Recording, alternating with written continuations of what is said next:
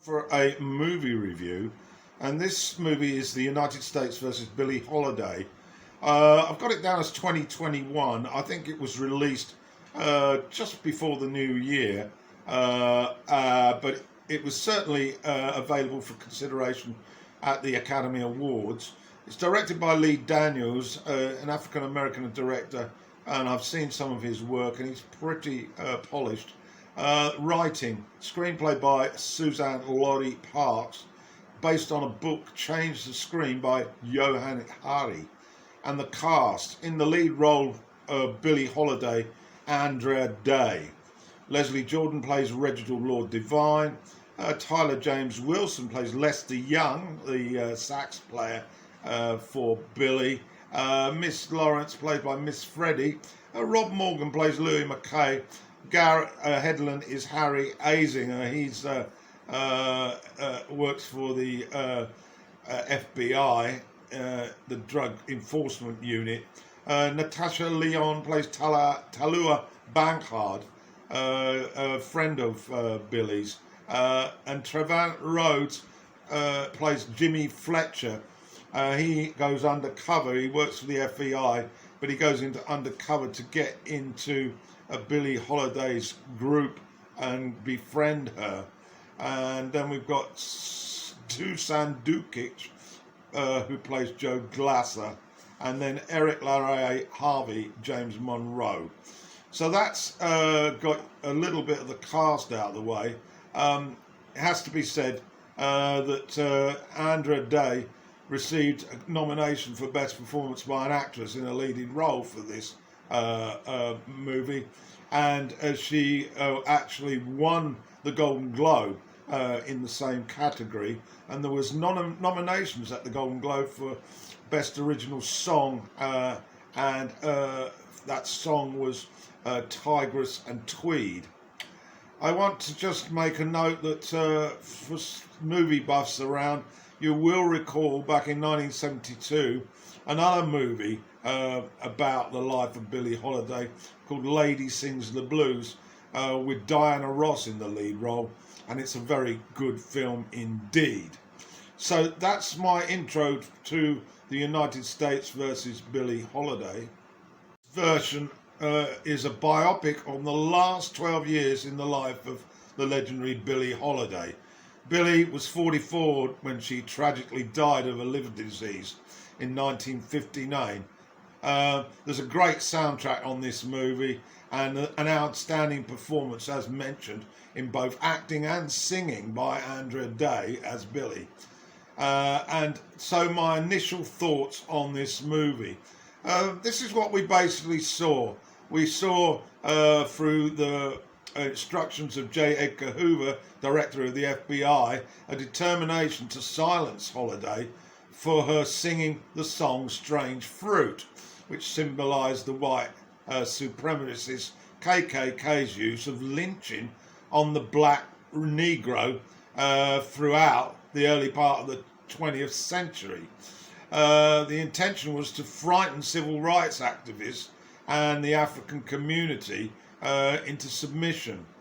Now, Strange Fruit was a metaphor to describe the vivid picture of a black male strung up and hung from a tree, similarly to how fruit might hang from a tree, from the branches.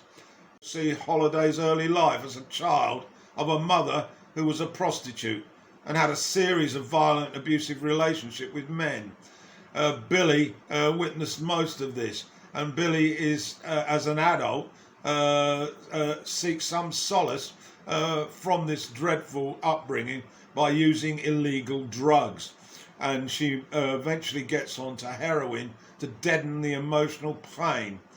She also falls victim to the same type of men in her relationships. They tend to be violent, controlling, and she's controlled by a pimp.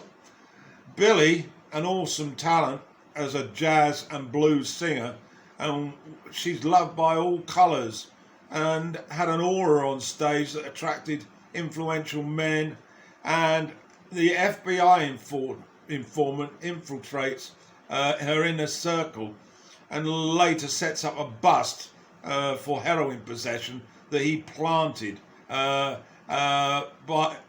the bust is then taken to court, and she receives a sentence of 1 year in prison as a result of this.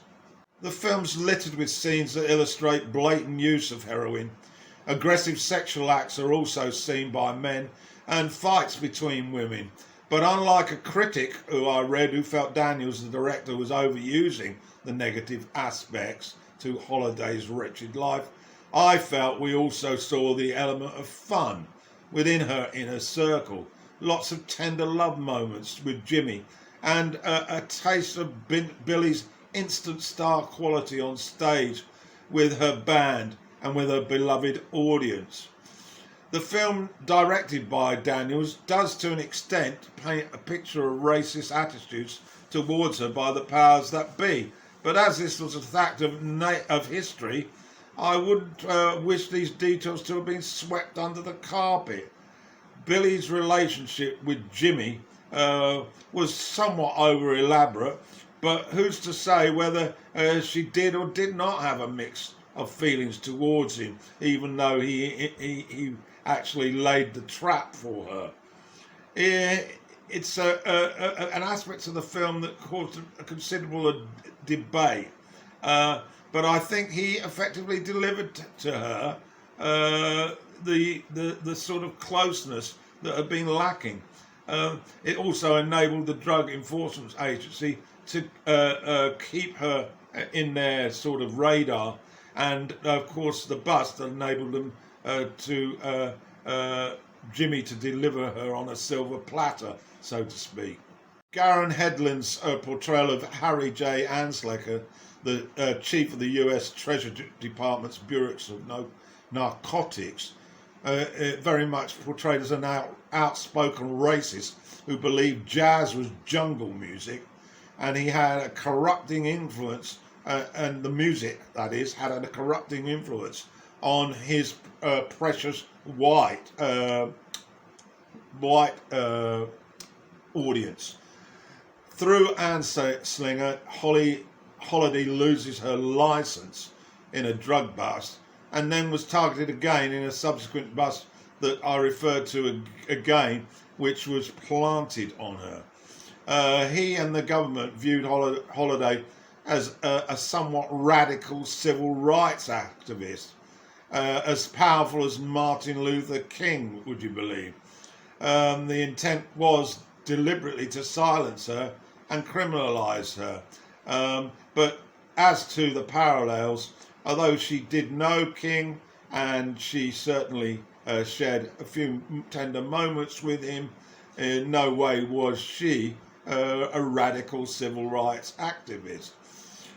The film brought out systemic institutionalised racism through the unequal enforcement of drug laws that disproportionately hurt entertainers, and particularly entertainers of colour. And this is well established when we consider the recent movie of Judy Garland and her drug habits, which were treated in a much more sympathetic way by law enforcement than were Billie's. Black junior FBI agent Jimmy Fletcher, played by Rhodes, was based actually on a real man, and he did eventually regret his role in Holiday's persecution, but being her supposed lover, as we see in the movie, that is believed to have been a fictional creation for dramatic purposes by Daniels. The scenes shot in nightclubs and concert halls scored well and have a good idea of the singer's charisma, her powerful voice, and her hold on an audience. The songs in the film include All of Me, Ain't Nobody's Business, Them Their Eyes, and of course that big hit Strange Fruit. The lady's creative saxophone partner, Lester Young, played by Taylor James Williams, however, is presented as a fellow addict partner with Billie, and this apparently is not an accurate portray of him. as he apparently wasn't in cahoots with her with regard to the excesses of heroin use.